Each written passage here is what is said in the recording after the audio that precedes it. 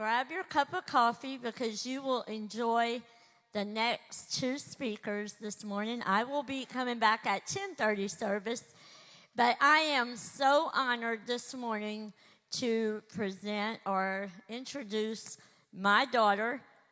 I can testify of the Christian she is, and you don't want to miss what she has to say. After she is done, Miss Heidi Sonnier will come in, and if you don't know her, after you hear her today, you will want to get to know her. She has an incredible story.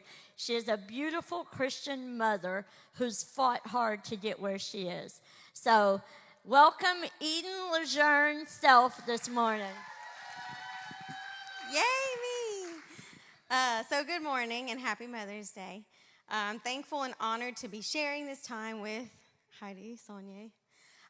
It was Mom's idea that we would split this session in half, so you're stuck with me for the next 15 minutes. And I see quite a few people taking notes. This is going to be super chill and relaxed, so you're going to want to just hang out and listen and laugh. This is my first Mother's Day, even though my child isn't born yet. He's obviously making his presence known up here with me. And to those of you that think you cannot celebrate Mother's Day until you've had a child, there are several people that have had kids that have not had kids that mother people, because mothering, I think, is an instinct. Before we really get started, I wanted to share with you a definition of a mother that I found while preparing this message. A mother is a noun, and it's a person with the ability to detect a lie, hear the smallest noises, and see out the back of their head. And if that's not true, I don't know what is. I can't tell you the amount of times that I really, really believe that Mom either had like an invisible polygraph test hooked up to me and Aaron, or just had a direct line to Jesus. Like the amount of things that she just knew. She could easily tell if it was a lie. She knew where retainers were. Very weird. So today we're going to be talking about roles. But as usual, it's not what you think. As with anybody in our family, we like to play with words. The definition of the word role is usually associated with an acted part in a theatrical event, or the function or the assumed part played by a person or a thing in a particular situation. So like I would play the role of wife, friend, mother, daughter, etc. But the word role is often confused with its homophone role, R-O-L-L. They sound the same, but they're spelled different and they have different meanings. So today, we're going to talk about the R-O-L-L of moms. Not like when Mom would get on a roll about Aaron not making the bed. Or me leaving things around the lining of my room and I'd walk in and there's a pile in the middle. Not that kind of roll. We're going to be talking about the official list or a list of names today. The roll call of a mom, more specifically. So according to Merriam-Webster's dictionary, a roll call is the act or an instance of calling off a list of names as for like checking attendance. So while growing up, I was blessed, I'm sure as many of you were, with several mother figures in my life. So obviously, my mom for starters, grandmothers, aunts. My favorite is fam aunts, who are not really related by blood or marriage, but by Jesus and the friendship of my parents. All of these wonderful women showed up for various events throughout, my life so far. But the events aren't nearly as important as the development of a child and life lessons that they were counted as present for. So I'm going to tell you a few stories about the mother figures in my life today and what they were there for. So the first one is my mama Bobby, or Barbara Ann, my mom's mom. She wasn't around much when I was a child due to various circumstances, but when I was a teenager, I hung out with her a lot, especially in high school and college. My mama was present when I was in college the most because she lived in Lake Charles and I went to McNeese. So it was really easy between classes for me to go in and say, "Hey, mama, what you doing? Can I come by?" Okay. So most of the time when I would go over, she would be either in the kitchen making egg rice or heating up a frozen dinner. And if she wasn't doing that, she was sitting in her office doing work with Fox News. So I've seen her make egg rice at least a dozen times, if not more. And Hunter can attest to the fact that egg rice is probably my favorite food to date. I make it at least once a week, if not more than that, especially right now. And I'm pretty positive that it came from a relationship with my mama. My Mimi made it too, but it wasn't Mama's. Mimi was good at mac and cheese with hot dogs in it, but that's a different story. So while I was in college, I decided, well, you know this, I dated a lot of guys. So I dated a guy that I thought was a good dude, because on the surface, that's just what he looked like, and everybody liked him. So, you know, he had his flaws like anyone else, but I really thought that he was awesome. He spoiled me with material things and was sweet to me, but he tried to control me with his words and wanted to impose on me the preconceived ideas that he had about his life. My parents had both told me that this dude was bad news and suggested that I break up with him, which, as a teenager, you know, only really wanted me to stay with him. I don't know why we're wired like that, but I don't think I stopped thinking like that until after this particular situation, because I was at least in my 20s. And so, you know, I knew that they only had my best interest in mind, but I was like, you know what? Y'all don't know what you're talking about. So I could have easily just listened and did what they said, but to your surprise, I did not. So my mom enlisted the help of Barbara Ann. She called me one day to go spend some time with her so we could go get our hair done, which literally meant we were going to Charlotte's house so she could wash her hair and have it styled. So on our 7-minute trip to Charlotte's house to get our hair done, we talked a little bit about what was going on in my life, and she asked me questions about my love interests, and I was like, oh, Mama cares. So I told her all about this guy that I was dating for maybe all of 3 weeks. Little did I know, Mom had already filled her in on the whole situation, so she was not asking for information. She was asking to see if I would offer it up. So she let me know, in the loving way that she did, that the guy that I was dating was bad news. And that his behavior patterns were that of an abusive partner, husband, whatever. Of course, he didn't hit me or anything like that, because that ain't gonna fly. But the emotional manipulation, even though it was early on, was abusive. And had she not identified that in him for me, I probably would have stayed with him. And I trusted her judgment because aside from our relationship, I already knew that she could easily identify an abusive pattern or streak because she had been in an abusive marriage. Only that the physical abuse didn't begin until after she had had children, and she didn't really have anywhere to go. Mama Bobby was there to teach me that it was okay to admit defeat, to have your heart broken, and to be pampered while going through heartbreak. It didn't make it easier, but it sure did make it tolerable. And to this day, if I'm having a hard time or a rough week, there's not a whole lot that a good pedicure can't fix. Or a manicure. So, on to the second woman, my granny. My granny was my dad's mom, Carol Ann. And she went to live with Jesus when I was 10. So the memories that I have with her are really precious to me. So one of the most important things I remember her teaching us was how to live in the moment. Wherever Granny was, she was there 100%. But this was before social media, so she could have been focused on other things, but phones didn't really have, especially cell phones, they weren't really that much around there in that time. So there was a few times that she babysat us. She would move all the furniture around, and she made our living room into a dance hall. And she taught me and Aaron how to jitterbug, and I'm pretty sure she's the reason I love 60s and 70s music, and 50s, because that's what we listened to. And although I don't remember this happening while I was writing this, Mom reminded me that one time when Granny had babysat us overnight because Mom and Dad were out of town, she let us skip school, which was not allowed. And it was because she felt like we needed a vacation day. She kept us for one day. We needed a vacation day. If this doesn't explain my dad, I don't know what does. Most of the time that we went to Granny's house, we also got a trip to the nail salon. Not an actual nail salon. We turned her bedroom into one. She let me paint her nails, and she let Erin paint her toes and rub lotion on her hands and her feet. Y'all, she had it made in the shade. I know she enjoyed being pampered, but I really just enjoyed painting nails and being with her. One of my favorite memories was going to her trailer in Jennings to watch Gone with the Wind. I think I watched it for the first time when I was 9, and we must have watched it at least 5 or 6 times together. That's a 4-hour movie. It's a long movie with 2 cassette tapes. I mean, that's a really long movie, and I was completely enthralled with it. It's set in the time of the Civil War, and the main character, I'm pretty sure my whole personality is subconsciously based on, is Scarlett O'Hara. Because this sassy, fearless, confident woman in her 20s didn't put up with anything, and she did whatever she had to do to save her family and their farm. But she was independent, but she also had a family, a husband and a child that she enjoyed being around and taking care of. So I really feel like Granny was there to help me understand that it was okay to be confident and independent, but also soft and loving at the same time. So while I love my grandmothers, this Mother's Day message would not be complete without me talking about my mom. Among 1,000 other things, my mom has taught me how to respond and how not to respond. So while growing up, there were several car conversations about we are not going to treat people like that, and bedtime discussions that revolved around, well, Eden, I'm sorry that they treated you like that, but you're not defined by what they say or what they do.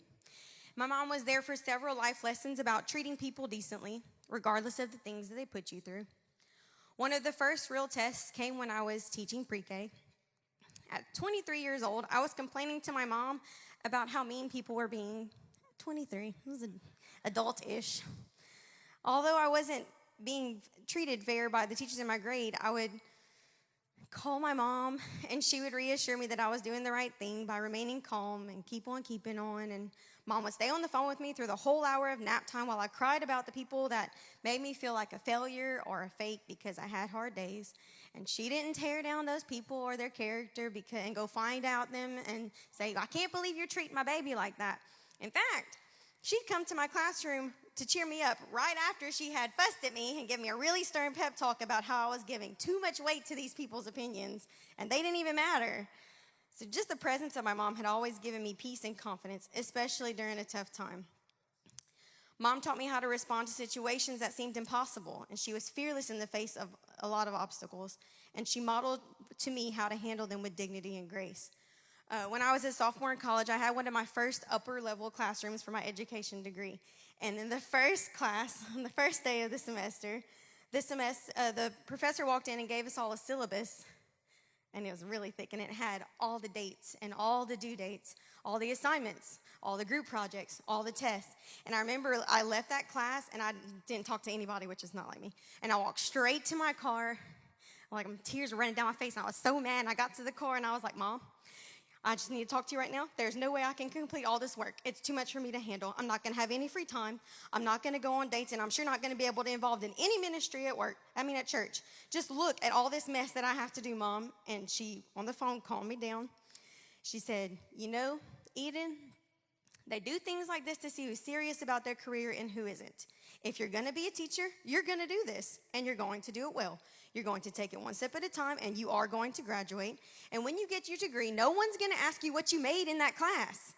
And then her next sentence was, now stop crying, wipe your face, and go to class. Sympathetic, as y'all know. And I stopped crying, went to my next class, finished that class, and all the assignments given with flying colors, and obviously graduated college, and nobody asked me what I made in that class. And it actually ended up being one of my most favorite classes in college because I think it pushed me past what I thought I could do. But I couldn't have done it without I wouldn't have gotten the courage or the mental capability to do it without the cheerleading of my mom. Paula LeJeune has always been in my corner, and I know I can count on her to show up when I need her the most in a physical or emotional crisis. She is there. I'm about to have my first child, Lincoln John, and the lessons that he's going to have to learn on his own are going to be more important than the ones that I'm going to be there to help him, guide him through. But you better believe I'm not missing out on an opportunity to help him through a tough time. So moms, today I ask you this question. What are you going to be there for? What lessons will you be there for that your child can check off that you were present? What will you be there to validate, to tear down?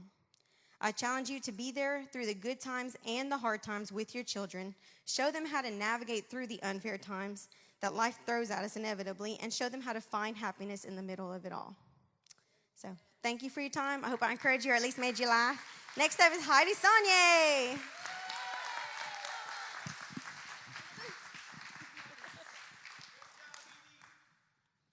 Okay, so I just want to thank you, Miss Paula, for allowing me and my boot to be up here and allowing me to share this platform. I believe that you're amazing and you always see what God sees in people. I know that you see what God sees in me, and every person you meet, you do the same thing for them.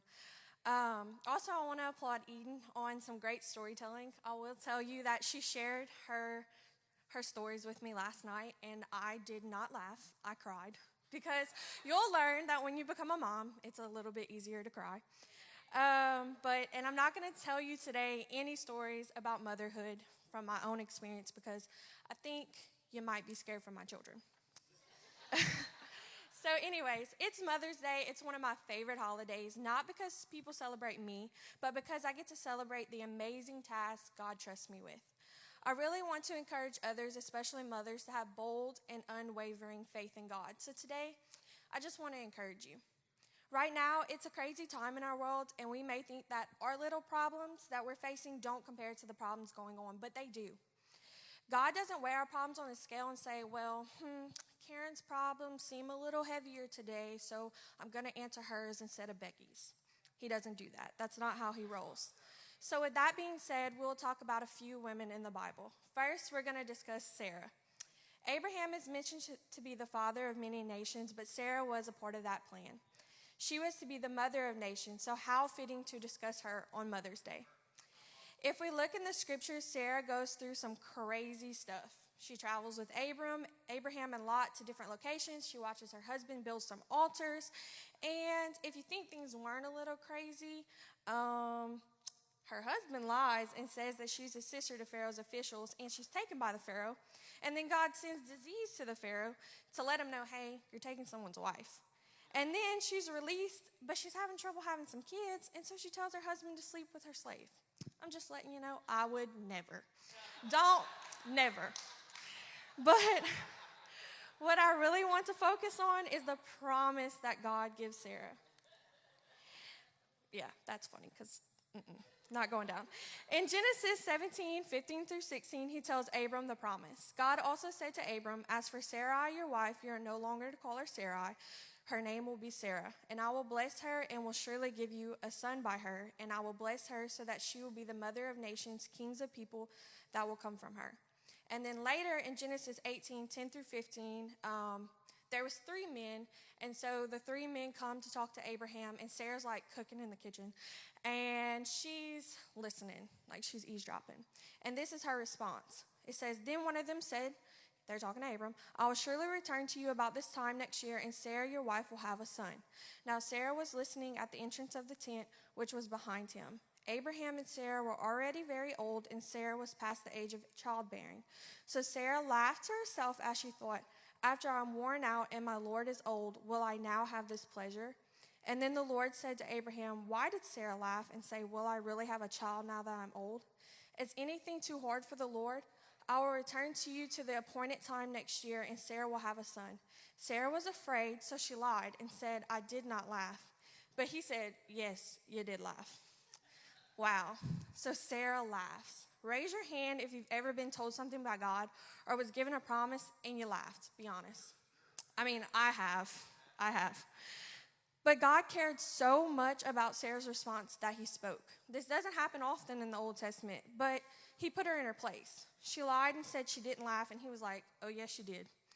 When praying about this message, God put Sarah in my mind. It's Mother's Day, and you may be a teen mom who didn't do anything the right way. Don't worry, this is the no judgment zone, and I've been in your shoes.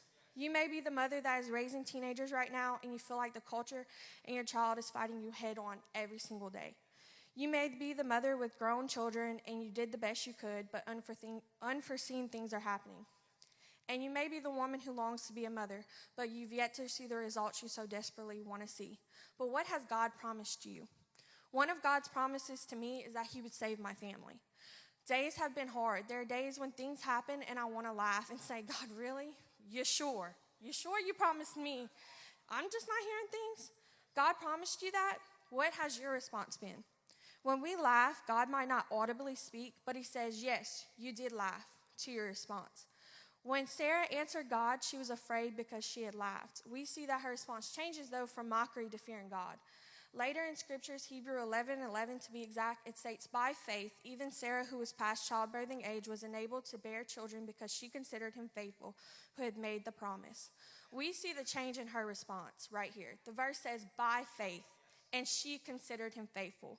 If he fulfilled a promise to a 90-year-old woman and made it possible for her to get pregnant, birth a child, and make her the mother of nations, he can fulfill a promise he spoke to you. We need to start considering him faithful. Maybe it's not about your family. Maybe it's about your calling. It's hard for us to see ourselves the way that God sees us. God sees us from our potential. He knows what our abilities are through him. Can we talk about Rahab for a second? In the Bible, she was known as Rahab the harlot. She was a prostitute. Before we dive into her story, we need to know the setting and some background. Pretty much in Joshua 1, the Lord appoints Joshua to succeed Moses. There's preparations to pass over Jordan, and the people of Israel promise to obey Joshua. And this is where Rahab enters the story. So I was going to read the scriptures, but it's 23 verses long, so I'm going to sum it up. Pretty much Joshua sends 2 spies, and Rahab takes them in. And pretty much the reason why Rahab is allowed to take them in is because she's a prostitute, so men kind of fluctuate her household. So it's not out of the ordinary for men to be there. And so the king hears about it, and the king goes and questions her, sends a message to question her about the men. And she says, no, there's no men. Like, she pretty much lies, and she hides them. And the men were allowed to see the land. And the men made her a promise that they would not hurt her and her family as long as she put the scarlet cord on her window. And she did. So I'm going to skip over this. So let me repeat. In the eyes of others, Rahab was a prostitute. If Rahab would have only seen herself as what she did and not who God called her, then Joshua had never had the upper hand, or her and her family would not be saved. If we only see what others see or what our insecurities see, then we will never be able to fulfill our calling. If we only see our sin, we will always be weighed down by our shame. Last night, while I was finishing up, Courtney sent me a picture of her devotional, and a sentence screamed out at me. It said, your calling is not an afterthought. You are not an afterthought to God. He knew what your past was going to look like, your present, and your future when he created you. Miss Paula read a devotional on Facebook Live on Friday, and yes, I'm stealing this from her too. The devotional said to hold what we say about ourselves higher than what God says about us is sinful and self-focused. Do we need to realign our focus? When we see that God can and will do the impossible for us, we open the door for it to happen. And this is what Rahab did. In Hebrews 11:31, it states, by faith, the prostitute Rahab, because she welcomed the spies, was not killed with those who were disobedient. So now let's talk about us, the believing women. Men, you can apply this to yourself, but this day isn't for you. Our faith may be tested, but we need to be steadfast in having an unwavering faith. No matter what the current day looks like, we need to know that he is the God that fulfills his promises. He's the God that knows us by name, and he's the God that is good. Hebrews 11:1-3 says, now faith is confidence in what we hope for and assurance about what we do not see. This is what the ancients were commended for. By faith, we understand that the universe was formed at God's command so that what is seen was not made of what was visible. We too have faith like this, like the ones in the Bible. It is written. It may not be written with our specific name, but it says by faith we understand that the universe was formed by God's commands by things unseen. We have enough faith placed in us to get us through this life. So tap into it. When we meet Jesus, let him say, by faith, blank, lived a life expecting for me to come through. You fill the blank in with your name. Whenever having confidence in this unseen is hard and our faith takes a hard left turn, we need to, by faith, call out his name in prayer. By faith, he is the Jehovah Jireh. The Lord will provide. By faith, he is the Jehovah Shalom. The Lord is peace. By faith, he is Jehovah Nisi. The Lord is my banner. And my favorite, by faith, he is El Roy, the Lord that sees me. Having a relationship with someone will help you trust them. It's easy to have faith in someone that you stay in constant communication with, and they always come through for you. This is why we have to constantly communicate with God. There's something so intimate about knowing that we have someone that knows our entire life, even when we don't. And his mission is for us to spend eternity with him. Wow, because he's El Roy, the Lord that sees me, the Lord that sees you. Thank you for allowing me to be up here. And listening to my ramblings. I find peace in knowing that there are multiple women like me that's going through life and overcome things in the Bible, and not just in the Bible, but in this church. It increases my faith reading these stories, and it entices me to be bold, and I hope the same for you. So I just want to pray us out.